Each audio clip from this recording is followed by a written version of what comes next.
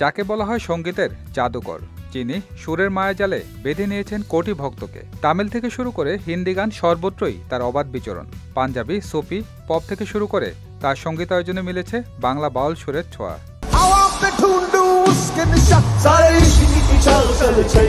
কান চলচ্চিত্র উৎসবের ৭৭তম আসরে অংশ নিয়েছেন অস্কারজয়ী এই সঙ্গীত পরিচালক। কান উৎসবের বাস্তবতার ফাঁকে কথা বলেছেন বাংলাদেশের একটি গণমাধ্যমের সঙ্গে, যেখানে উঠে এসেছে তার জীবনের নানা প্রসঙ্গ।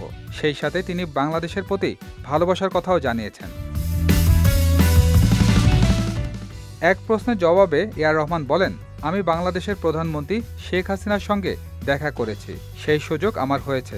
তিনি আমাকে অসম্ভব সুন্দর একটি পারফিউমের বোতল উপহার দিয়েছেন। সেটি এখনও আমার কাছে আছে এবং আমি নিয়মিত ব্যবহার করি। এটা আমার জন্য অসাধারণ অভিজ্ঞতা।